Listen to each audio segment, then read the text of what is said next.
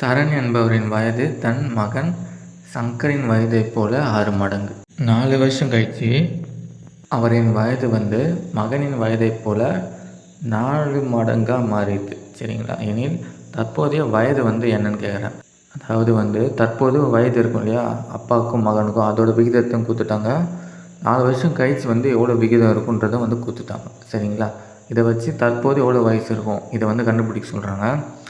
ஏஜஸ்எம் கேட்டாங்கன்னா இந்த மாதிரி ஃபஸ்ட்டு நீங்கள் போட்டுங்க. இந்த மாதிரி கோடு போட்டுட்டு நடுவில் அது தற்போது எவ்வளோ விகிதம் கொடுத்துறாங்களோ அதை இங்கே எழுதிக்கணும் நம்ம. சரிங்களா? அதுக்கப்புறம் பின்பு மேலே முன்புன்னு போட்டுங்க. இப்போ தற்போது வயது விகிதம் தான் அவங்க கொடுத்துருக்காங்க பாருங்கள். சரண் என்பவரின் வயது தன் மகன் சங்கரின் வயதைப் போல் 6 மடங்கு. அதாவது மகனுக்கு 1ன்னு நம்ம போட்டோன்னு வச்சுங்களேன், அப்பாவுக்கு எப்படி போடணும், இது 6ஆல் மல்டிப்ளை பண்ணி போட்டுடணும். சரிங்களா? 6ஆல் மல்டிப்ளை பண்ணால் நம்ம கிடைக்கும், இந்த இடத்துல 6 வரும். சப்போஸ் 2ன்னு போட்டால் என்ன போடணுங்க, இங்கே 12ன்னு போடணும். 3ன்னா இது 6ஆல் பெருக்கி போடணும் 18ன்னு, அதான் இதுக்கு அர்த்தம். அப்போ இங்கே 1ன்னா நான் அர்த்தம், இங்கே அதோட 6 மடங்கு போடணும் இல்லையா. நான் வயசுன்னு தெரியாது, இது ரேஷியோ மாரி. சரிங்களா? 6:1 அதான் கேள்வி கொடுத்துருக்காங்க. சங்கரின் வயதை போல் 6 மடங்கு. அப்போ இங்கே 1ன்னா இங்கே 6. சரிங்களா? அந்த ரேஷியோ மட்டும் அப்படியே எழுதிக்குங்க. அப்புறம் 4 வருஷம் கழித்து நாவாக மாறிடுது. மகனின் வயதை போல் 4 மடங்காக மாறிடுது. இப்போ 4 வருஷம் கழித்து இங்கே 1ன்னா இங்கே 4. சரிங்களா? அந்த ரேஷியோ மட்டும் அப்படியே எழுதிக்குங்க. 4 வருஷம் பிறகுன்றதுனால நம்ம கீழே எழுதுகிறோம். சரிங்களா? இதுவே 4 வருஷம் முன்புனா இந்த ரேஷியோ நம்ம மேலே எழுதியிருப்போம். இந்த மாதிரி நம்ம 2 ரேஷியோ எழுதுனதுக்கப்புறம் நம்ம என்ன பண்ணணும், டிஃப்ரென்ஸ் சேமாக இருக்கான்னு பார்க்கணும்.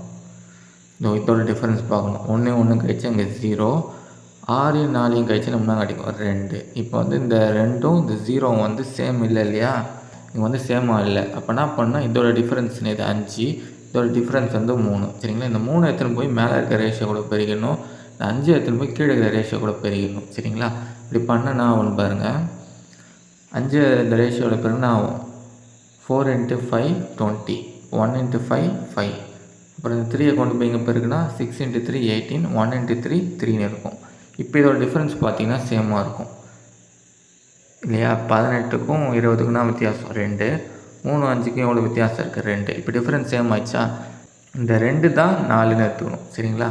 இப்படி எடுக்கக்கூடாது, 4 பங்கு 2ன்னு எடுக்கக்கூடாது, இப்படி தான் எடுக்கணும். இங்கே இருக்கிற நம்பர் வச்சு தான் எடுக்கணும். 2 பங்கு 4ன்னு எடுத்துக்கணும். இது இருக்கு இல்லையா, இந்த 2 பங்கு தான் இங்கே வெளியே இருக்குது பாருங்கள், இங்கே கொடுத்துட்றாங்க இல்லையா. 4 வருஷம் கழிச்சு 4 வருஷம் கழிச்சுன்னு கொடுத்துருக்காங்க இல்லையா, அதுதான் இங்கே இருக்கும். இது இருக்கு இல்லையா, இந்த 4 தான் எடுத்துக்கணும் நம்ம. இந்த 2 பங்கு 4ன்னு எடுத்துக்கணும். 2 பங்கு 4ன்னு எடுத்தாச்சு. கேன்சல் பண்ணால் ஒரு பங்கு 2, ஒரு பங்கு கண்டுபிடிச்சாச்சு 2ன்னு. 2 எடுத்துமே இங்கே பெருக்கிட்டீங்கன்னா நமக்கு தற்போது வயசு கண்டுபிடிச்சிடலாம். நம்ம தற்போது வயசு எவ்வளோ, 36 6. இந்த 2 அங்கே பெருக்கிட வேண்டியதான். 18 × 2 36, 3 × 2 6. சப்போஸ் நமக்கு இந்த ரேஷியோட டிஃப்ரென்ஸ் இங்கேயே சேமாக இருந்ததுன்னு வச்சிங்களேன், நம்ம இப்படியே எடுத்துக்கலாம். சரிங்களா? அப்படியே 2 பங்கு தான், இது 4ன்னு எடுத்துக்கலாம். இது தேவைப்படாது. சரிங்களா? கிளியராக புரிஞ்சிருக்குன்னு நினைக்கிறேன். டிஎன்பிஎஸ்சியில் கேட்ட மற்ற ஏஜஸ் ப்ராப்ளம்ஸை பார்க்குறோன்னா டிஸ்கிரிப்ஷனில் இருக்க ப்ளேலிஸ்ட்டை செக் பண்ணி பாருங்கள்.